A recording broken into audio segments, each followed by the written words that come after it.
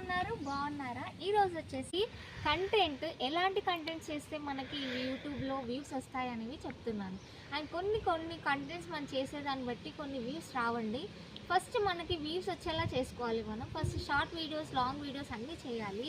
Content అనేది copy paste చేసి చేయడం కాదండి, మన ఓన్ క్రియేట్గా. మనం ఏం చేస్తామంటే ఏదో ఒకటి ఫుడ్ బ్లాగ్ కానీ, ట్రావెలింగ్ వ్లాగ్ కానీ ఎక్సెట్రా చేస్తాం. అలా చేయకూడదండి. మన ఓన్ కంటెంట్, మనకు వచ్చిన కమ్యూనికేషన్, మనకి ఏది వస్తే అది కంప్లీట్గా మనం తెలుగులో మాట్లాడడం కానీ, ఇంగ్లీష్లో మాట్లాడడం కానీ, హిందీలో మాట్లాడడం కానీ, మనం ప్రాక్టికల్గా మనం ఉన్నది ఉన్నట్టు మాట్లాడితే ఆ కంటెంట్ చాలామందికి నచ్చుతుంది.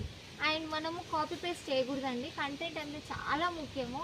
అది మన ఓన్, ఒక మనిషితో కొన్ని హ్యాబిట్స్ అనేవి, కొన్ని క్రియేటివిటీస్ అనేవి మనిషితోనే వస్తాయి. మనం కాపీ పేస్ట్ చేయకూడదు.